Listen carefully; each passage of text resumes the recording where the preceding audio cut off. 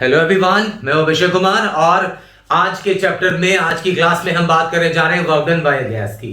Formula है, कुछ basic concept भी हैं और कुछ इलस्ट्रेशंस भी देखेंगे अपन इस पे। तो चलिए काम शुरू करते हैं। जैसे मान लें आप ये कि एक एडियाबैटिक चेंबर है, ये एक एडियाबैटिक चेंबर है। एडियाबैटिक में डिस्कस कर चुका हूं, जीरो क्लॉक के टाइम पे एडियाबैटिक प्रोसेस में डिटेल से अलग से डिस्कस करूंगा। मान लो कि एक चेंबर है ये एडियाबैटिक और इसमें ये पिस्टन लगा है,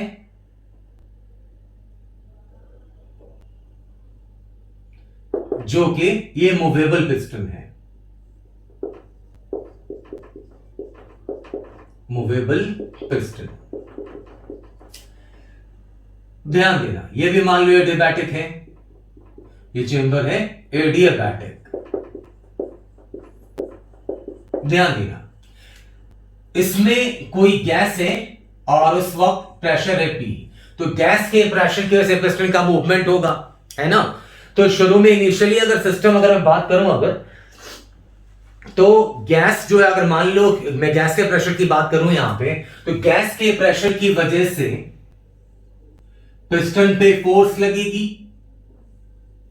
पिस्टन का क्रॉस सेक्शन एरिया A मान लो, क्लियर है पॉइंट। मान लो कि फोर्स लगी F और इस फोर्स की वजह से पिस्टन का स्लाइड बहुत स्मॉल डिस्प्लेसमेंट होगा।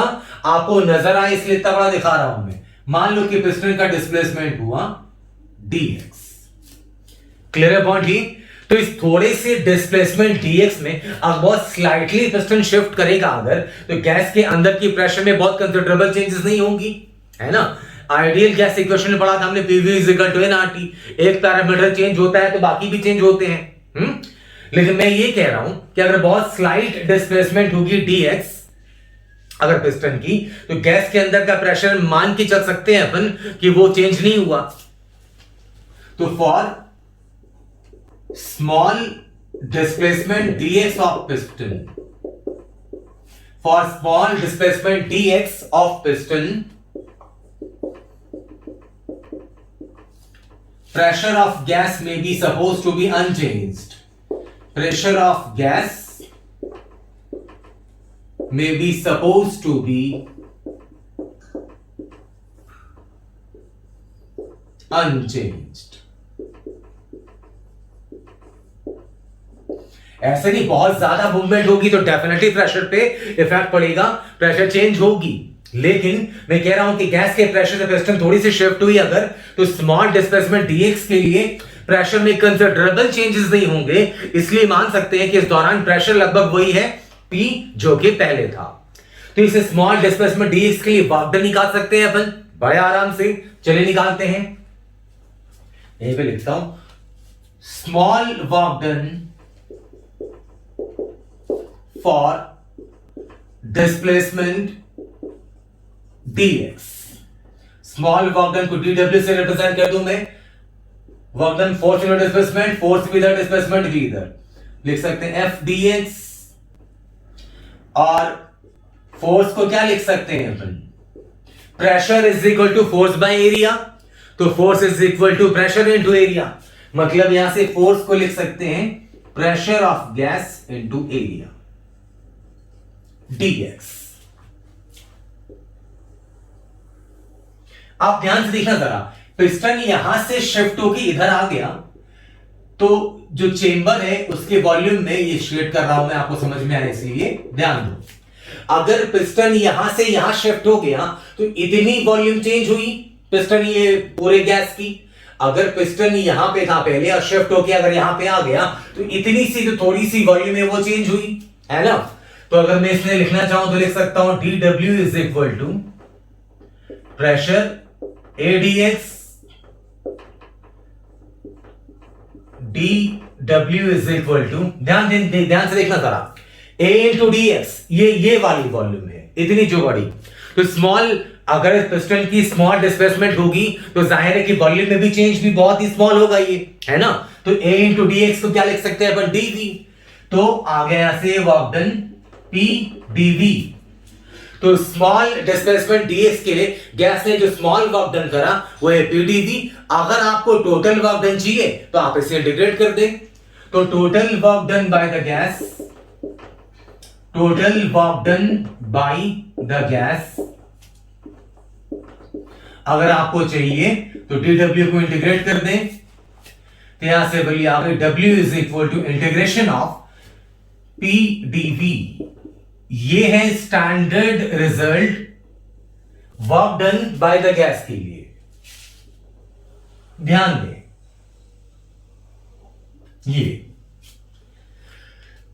ये अगर इसे मान लो dv मतलब है चेंज इन वॉल्यूम, तो work done positive negative zero कुछ भी हो सकता है। मैं स्टैंडर्ड प्रोसेसेस की बात करूंगा अलग से, जैसे आइसोथर्मल, आइसोबैरिक, आइसोकोरिक, ये सब, तो वो अलग डिस्कशन करेंगे उस पे। लेकिन जनरल बात करो, dv अगर पॉजिटिव है, चेंज इन वॉल्यूम पॉजिटिव है, चेंज इन वॉल्यूम पॉजिटिव का मतलब क्या हुआ, गैस एक्सपैंड कर रही है। चेंज फाइनल माइनस इनिशियल होता है। अगर dv पॉजिटिव है मतलब फाइनल वॉल्यूम ज्यादा है, इनिशियल कम है, तो गैस एक्सपैंड करेगी, तो dv पॉजिटिव, तो वर्क डन भी पॉजिटिव, प्रेशर तो नेगेटिव होता नहीं भैया। अगर गैस कॉन्ट्रैक्ट करेगी मतलब फाइनल वॉल्यूम कम, इनिशियल ज्यादा था, तो अगर गैस कॉन्ट्रैक्ट करेगी तो dv नेगेटिव होगा, और dv नेगेटिव होगा तो फिर वर्क डन जीरो होगी। यही वाला पिस्टन जो है वो मूव ही नहीं करता, वो मूवेबल जो लिखा है मैंने वहां पे, उसकी जगह मान लो कि वो फिक्स्ड रहता। अगर फिक्स्ड पिस्टन होता तो फिर वॉल्यूम में चेंज आती नहीं, तो dv जीरो होता तो वर्क डन भी जीरो हो जाती। क्लियर है पॉइंट? इसलिए वर्क डन का साइन जो है वो पॉजिटिव, नेगेटिव, जीरो, जैसा पहले होता था वैसा अब भी होगा। अब मैथ्स के नजरिए से बात करें तो ये इंटीग्रेशन pdv है। लिमिट कहां से कहां तक, इनिशियल वॉल्यूम से फाइनल वॉल्यूम की तरफ, है ना।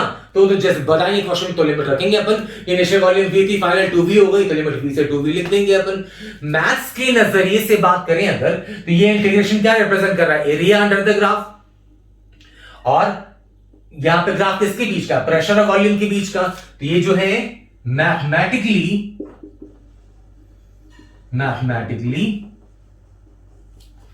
वर्क डन बराबर हो गया area under PV diagram, area under PV diagram with volume axis, volume के एक्सिस के साथ। ध्यान रहे जरा। तो अगर मान लो प्रेशर और वॉल्यूम का डायग्राम दे दें अगर आपसे और पूछे कि बताओ भैया वर्क डन कितना है, तो बड़े आराम से निकाल सकते हो एरिया से आप। जैसे कि फॉर एग्जांपल ध्यान दें, प्रेशर और वॉल्यूम का डायग्राम ये दिया, V not to V not, और ये प्रेशर P नॉट। पूछे आपसे कि वर्क डन कितना है बताओ, इस वाले केस में पूछे आपसे कि वर्क डन कितना है भैया बता दो, तो वर्क डन बराबर क्या हो गया, प्रेशर और वॉल्यूम के बीच का अगर पीवी डायग्राम दिया है तो पीवी डायग्राम का एरिया, एरिया कौन से एक्सिस के साथ, वॉल्यूम वाले एक्सिस के साथ, क्योंकि इंटीग्रेट कर रहे हैं अपन वॉल्यूम के रेस्पेक्ट में, तो यही वाला एरिया है ना। तो वर्क डन हो जाएगा, ये एरिया क्या क्या बन क्या रहा है, यहां पे रेक्टेंगल, रेक्टेंगल बन रहा है, तो लेंथ इनटू विड्थ, तो लेंथ ये हो गई यहां से यहां तक की जो लेंथ है ये हो गई V नॉट, और ये विड्थ कितनी है P नॉट, तो यह आ गया P नॉट V नॉट। अब ये वर्क डन पॉज, क्योंकि वर्क डन के साथ अगर गैस का वर्क डन निकाले तो पॉजिटिव नेगेटिव जीरो कुछ भी हो सकता है, इसलिए इस बात की श्योरिटी होनी जरूरी है कि यहां पे साइन क्या है वर्क डन का। आप देखिए जो डायग्राम ड्रॉ किया है मैंने, इस डायग्राम में गैस का एक्सपेंशन हो रहा है कि कॉन्ट्रैक्शन। अभी आपको बताया मैंने कि गैस एक्सपैंड करेगी अगर, तो फाइनल वॉल्यूम ज्यादा होगा, इनिशियल कम, मतलब dv जो है वो पॉजिटिव होगी। अगर कॉन्ट्रैक्ट करेगी तो dv नेगेटिव होगी। तो अगर ऐसे किस वाले केस में देखो कि गैस का कॉन्ट्रैक्शन हो रहा है कि एक्सपेंशन, आप देखिए कि वॉल्यूम डिक्रीज हो रही है, एरो साइन बताएगा आपको। यहां पे यहां से यहां जा रहे हैं तो वॉल्यूम पहले थी यहां पे 2v नॉट, और घट के यहां पहुंचे तो वॉल्यूम हो गई V नॉट, तो वॉल्यूम डिक्रीजिंग है यहां पे, इसलिए डिक्रीजिंग वॉल्यूम है, इसलिए ये जो एरिया निकालेंगे इसके साथ माइनस साइन भी लगाना पड़ेगा आपको, है ना। बात कितनी छोटी सी है लेकिन कितनी ज्यादा इंपॉर्टेंट है ये। अच्छा जैसे मान लो कि साइक्लिक प्रोसेस, ये ध्यान दो,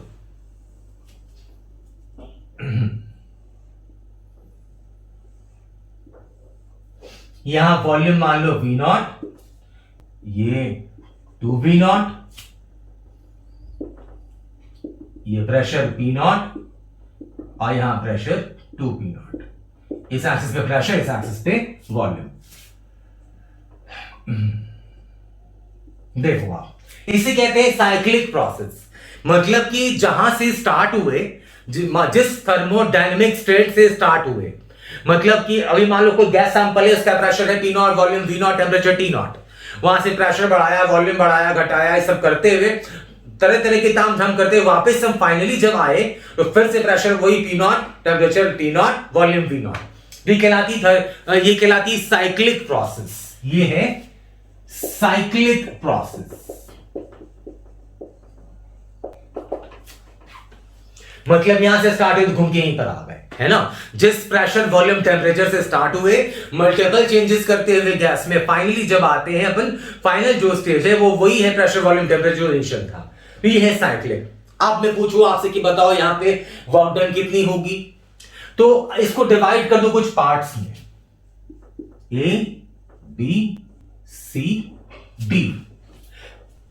जो रिपीटर्स हैं, जो ड्रॉपर्स हैं, उन्हें ये चीज मालूम होगी, डायरेक्ट लिख देंगे वो। लेकिन जो फ्रेशर अगर मेरा वीडियो सुन रहा है तो बहुत ध्यान से देखें, क्योंकि आपके पास कॉन्सेप्ट आने वाला है। ध्यान दीजिए प्लीज। ए से बी जाओ। ए से बी अगर मैं सिर्फ वर्क डन निकालने को बोलूं तो ए से बी बाकी सारा ग्राफ भूल जाइए और बस ये वाला एरिया होगा, है ना। तो ये क्या बन रहा है यहां पे रेक्टेंगल। ये विड्थ कितनी है V नॉट और 2V नॉट के बीच का गैप कितना हो गया V नॉट, और ये हाइट कितनी है P नॉट। तो length into width, P not into V not.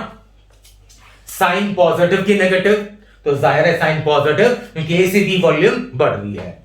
अच्छा मैं पूछूं B से C वर्क डन कितनी होगी, तो ग्राफिकली देखोगे तो एरिया तो कुछ मिलेगा नहीं, और वैसे भी देख लो B से C गए अगर, तो B पे भी वॉल्यूम 2V नॉट और C पे भी वॉल्यूम 2V नॉट ही है ना।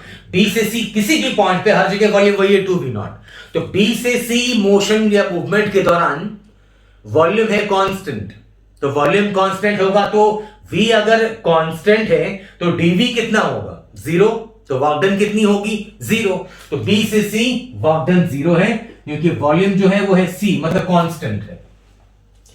अच्छा C से D पूछूं मैं अगर, C से D, तो ध्यान देना C से D सारा ग्राफ भूल जाइए, स्टेप वाइज काम करेंगे ना तो आपको बेटर समझ में आएगा, तो फाइनल ओवरऑल कॉन्सेप्ट भी बना सकोगे आप। C से D वर्क डन चाहिए तो सारा ABC सब कुछ भूल जाओ, बस ये इतना ध्यान रखो C से D ये ग्राफ है, तो इसका इस ग्राफ का एरिया चाहिए किसके साथ, वॉल्यूम वाली एक्सिस के साथ, है ना। तो ये है वर्क डन C से D, ये पूरा। तो ये रेक्टेंगल बन रहा है आपका, तो लेंथ कितनी V नॉट।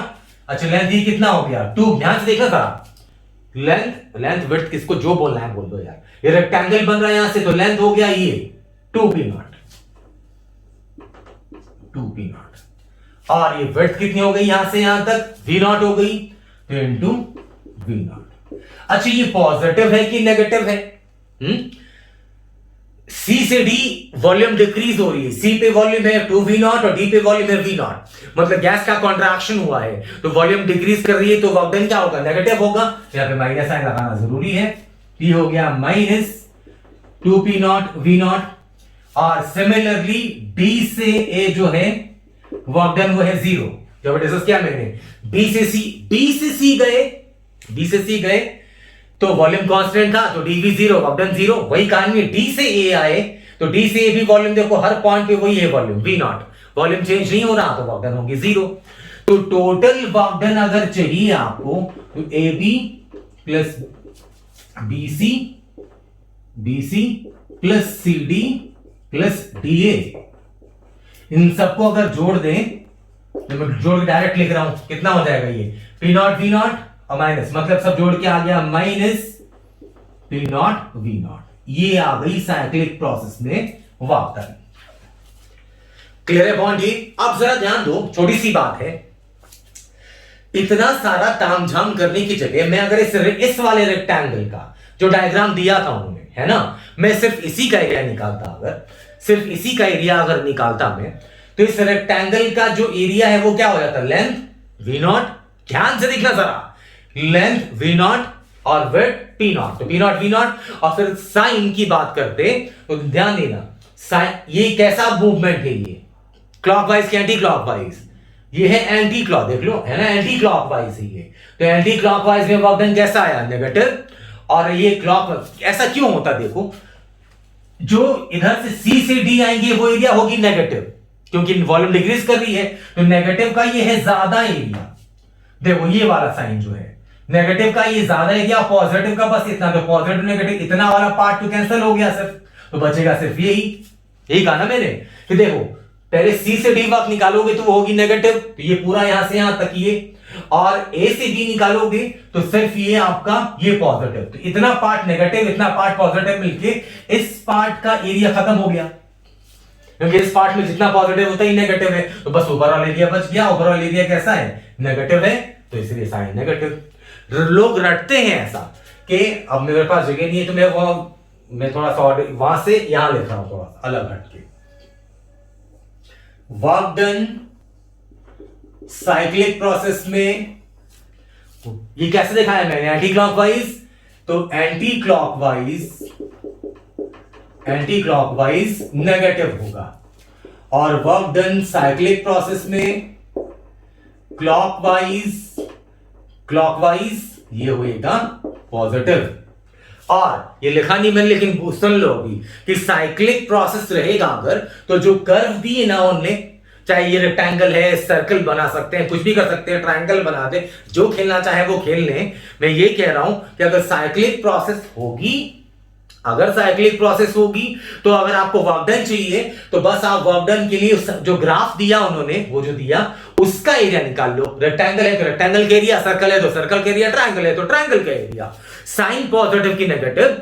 तो बेसिक कॉन्सेप्ट ये है कि देखो कौन एरिया ज्यादा है, नेगेटिव वाला की पॉजिटिव वाला। इस वाले में नेगेटिव वाले का एरिया यहां से लेके यहां तक है, पॉजिटिव का एरिया बस यहां से यहां तक है, तो नेगेटिव पॉजिटिव कैंसिल हो गया, तो नेगेटिव एरिया ज्यादा है इसलिए साइन नेगेटिव आया इसमें। रटने वाले ये रटते हैं कि एंटी क्लॉकवाइज में जब भी साइक्लिक प्रोसेस अगर एंटी क्लॉकवाइज होएगा तो नेगेटिव लिखूंगा, क्लॉकवाइज होएगा तो पॉजिटिव लिखूंगा, ये रटते हैं अपन, तो रटी चीजें भूल भी सकते हैं, कॉमन सेंस लगाना है ना, रटना काहे का इसमें। नेगेटिव का एरिया अगर मैं इसी में अगर चेंज कर देता, अगर मान लो जैसे कि अगर मान लो कि रेफरेंस के लिए बस बता रहा हूं, सेम डायग्राम अगर मैं ऐसा बनाता, देखो इधर क्लॉकवाइज बनाया, तो क्लॉकवाइज में ये जो यहां से यहां जाते तो ये एरिया पॉजिटिव पूरा ये मिलता, और वॉल्यूम यहां से यहां घट रही है तो ये नेगेटिव एरिया होती, तो ये कैंसिल हो जाता, फिर एरिया इतना ही बचता, तो फिर लिखता मैं वही पी नॉट वी नॉट, लेकिन साइन लिखता पॉजिटिव, क्योंकि वॉल्यूम इंक्रीज कर रही है जब, तो पॉजिटिव एरिया ज्यादा है, नेगेटिव एरिया कम है। तो बस साइक्लिक प्रोसेस में वर्क डन जो है उसका साइन आप ग्राफ से ही देख सकते हो कि पॉजिटिव नेगेटिव में किसका एरिया ज्यादा है। रटना है तो रट लीजिए, लेकिन मेरा सुझाव रहेगा कि इस तरीके से तो बिल्कुल ना रटे, है ना। तो हमारे पास वर्क डन बाय गैस का फॉर्मूला है, इसका ग्राफिकल इंटरप्रिटेशन है, कुछ इलस्ट्रेशन भी एक दो देखते हैं अपन इस पे, ताकि कॉन्सेप्ट्स और बेटर क्लियर हो जाएं। तो जल्दी से आप स्क्रीन पॉज करें और चीजें उसी सिलसिले में लिख लें जैसे लिखा है मैंने। अगर ऑर्डर कहीं समझने में दिक्कत आती हो तो आप रिवाइंड करके भी देख सकते हो वीडियो, है ना। इसलिए मैंने पार्टीशन बना के मैं लिखता हूं, जल्दी से नोट करो इसे।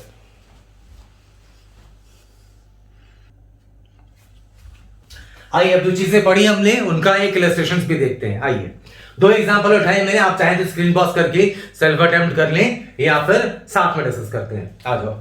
ये कंटेनर और ये पिस्टन दोनों एडियाबैटिक है, पिस्टन मूवेबल है, एक इलेक्ट्रिक कॉइल लगी है किसके अंदर। अब ध्यान दो, 2 मोल है इसके अंदर, स्लो हिटिंग से कॉइल से स्लो। इंपॉर्टेंट पॉइंट क्वेश्चन का ये है, ध्यान देना, temperature of gas is increase slowly.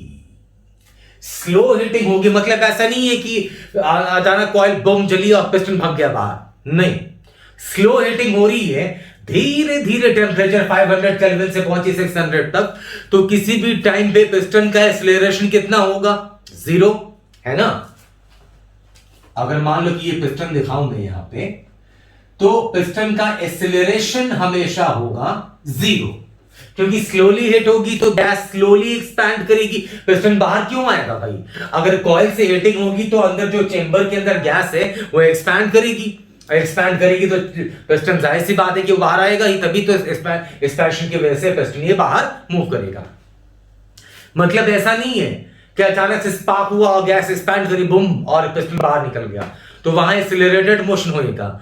Slow hitting, तो ये वाला जो पॉइंट है इसमें क्वेश्चन का की है। अगर ये समझ में आ गई बात तो फिर क्वेश्चन बड़े आराम से बना लेंगे आप। आइए देखिए, एक्सीलरेशन हमेशा 0 होगा।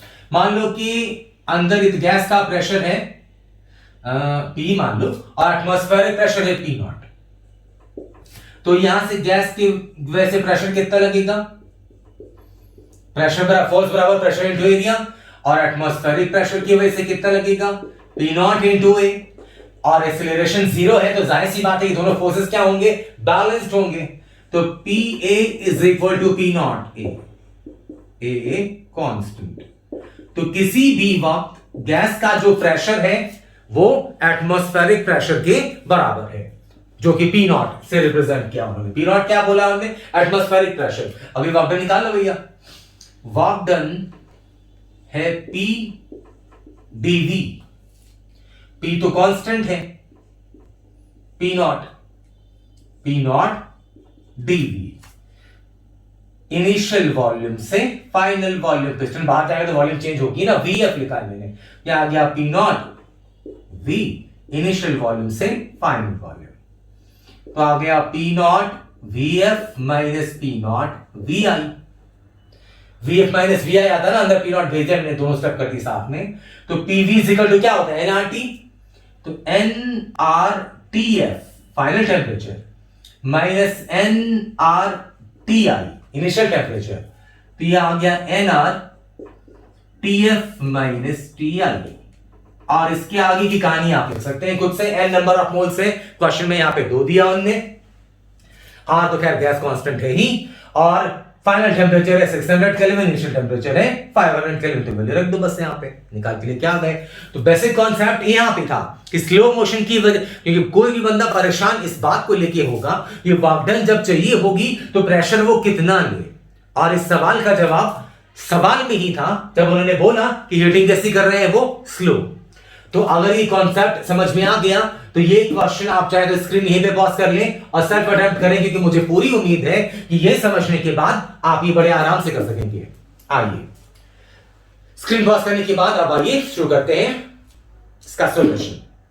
यहां पे इसी के जैसा केस है, adiabatic container, adiabatic piston, coil लगा दिया अंदर, और लेकिन फर्क थोड़ा सा है कि पिस्टन जो है ये इनिशियली जो है क्वेश्चन में दिया हुआ है, मैंने लिखा नहीं, initially spring is relaxed, spring में कोई स्ट्रेच नहीं है, कोई कंप्रेशन, कोई इलॉन्गेशन नहीं है, मतलब शुरू में कोई एनर्जी नहीं है इसके अंदर।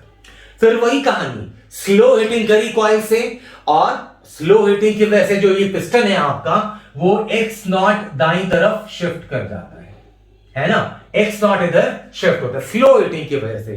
तो फिर वही कहानी, अगर स्लो हिटिंग होगी तो हमेशा पिस्टन का एक्सेलरेशन क्या होगा? 0, क्योंकि स्लो हिटिंग से स्लोली एक्सपैंड करेगी गैस अगर, तो पिस्टन का एक्सेलरेशन ऑलमोस्ट 0 ही होगा।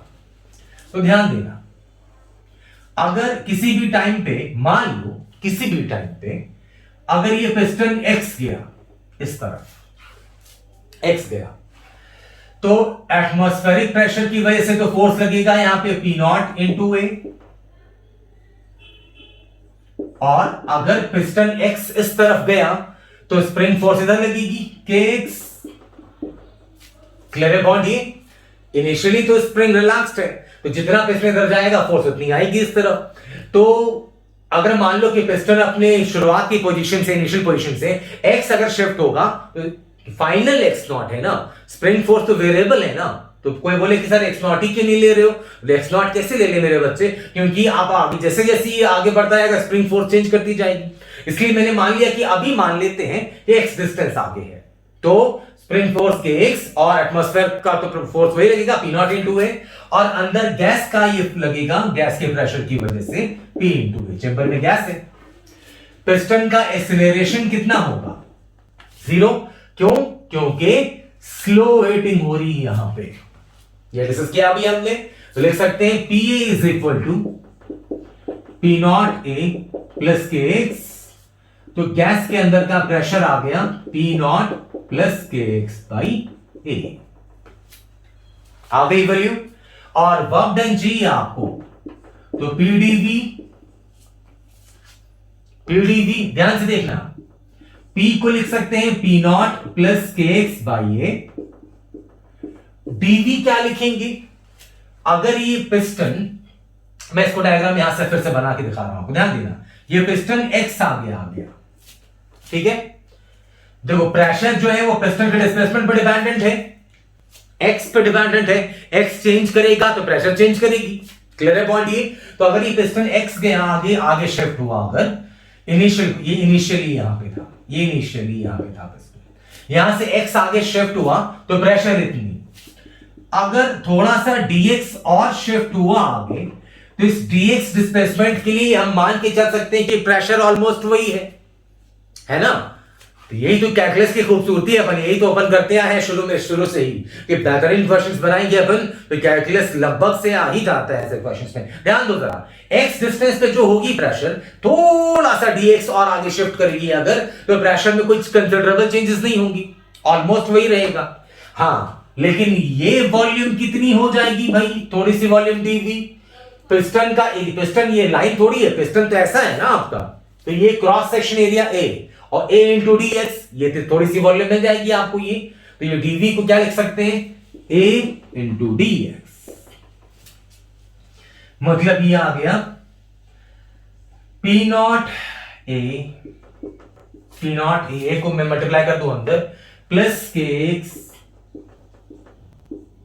डी एक्स, और लिमिट 0 से x नॉट। शुरू में पिस्टन में कोई मूवमेंट नहीं थी, फाइनली राइट शिफ्ट हुआ, x नॉट डिस्टेंस, इसलिए मैं 0 से x नॉट कर दिया। मैं अब इंटीग्रेट कर सकते हैं ना अपन, इंटीग्रेट कर देंगे तो क्या आ जाएगा, p not x plus kx, के तो कांस्टेंट है, x का इंटीग्रेशन x स्क्वायर बाय 2, तो ये आ गया हाफ kx स्क्वायर। अब इतनी दूर आने के बाद अगर अपन नहीं इंटीग्रेशन कर पा रहे हैं सब छोटी छोटी सी, तो फिर गलत बात हो जाएगी, फिर ये आना चाहिए अपने, इसलिए मैं वहां डिस्कशन नहीं कर रहा हूं ज्यादा।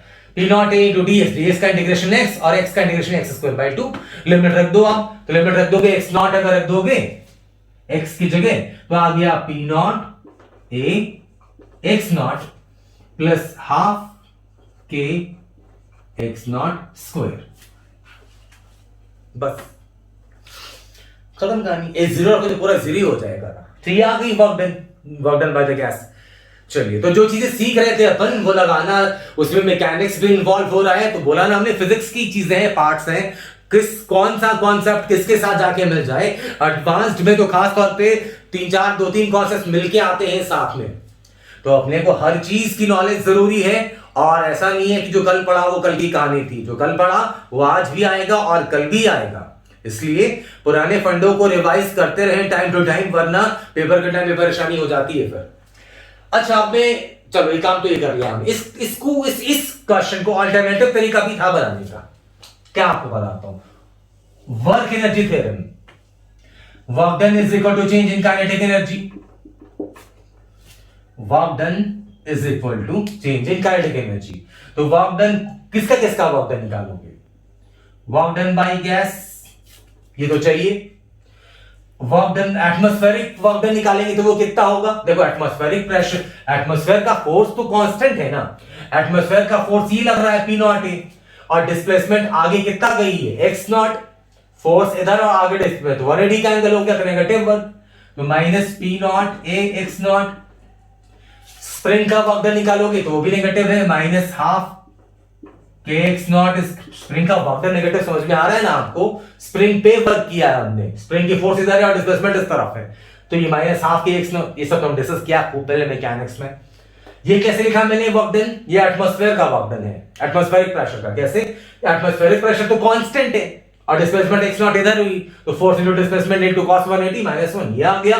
और is equal to change in kinetic energy, change in kinetic energy होगी 0, क्यों, स्लो हीटिंग कर रहे हैं अपन, तो मान के चल रहे हैं कि एकदम कांस्टेंट स्पीड से, ऑलमोस्ट 0 स्पीड से चल रहा है पिस्टन आगे, तो काइनेटिक एनर्जी में कुछ कंसिडरेबल चेंजेस नहीं है, जीरो। तो यहां से वर्क डन बाय गैस मिल गई आपको P not a x not plus half के एक्स नॉट स्क्वायर। देखो ये वर्क एनर्जी थ्योरम से निकाला हमने, और यहां पे इतना सारा तामझाम जो हमने अभी सीखा वर्क डन बाय गैस से निकाला। ये तो खैर ऑल्टरनेटिव है। दिमाग में जब ये क्वेश्चन आए तो बहुत सारी चीजें पढ़ लेते हैं, अपना फ्रिक्वेंटली रिवाइज करते रहते हैं, तो ऑल्टरनेटिव्स भी सामने आने लगते हैं कि इसको ऐसे भी बना सकते हैं अपन। तो अपने जो क्लास का टॉपिक था उस तरीके से ये बनाया हमने। इस क्वेश्चन का एक शॉर्टकट तरीका ये भी था, शॉर्टकट का ये अपना शॉर्टकट नहीं कह सकते इसे, ये भी इंडिपेंडेंट कॉन्सेप्ट है वर्क एनर्जी थ्योरम, है ना। चलिए, तो जो चीजें डिस्कस करी मैंने क्लास में, उम्मीद करता हूं आपको समझ में आई होंगी। और जैसा कि कहता हूं मैं कि ये मुहिम खास तौर पे मैं बच्चों के लिए चलाता हूं जो बड़े बड़े बैनर्स की क्लासेस अफोर्ड नहीं कर पाते। अगर ऐसे टैलेंटेड काबिल बच्चे आपके जहन दिमाग में हैं आसपास में, जिनके पास रिसोर्सेस ना हो, तो ये चैनल उन तक रेफर करें, मेरा मकसद पूरा हो जाएगा। थैंक यू सो मच, मिलते हैं अगली क्लास में। जय हिंद, जय भारत।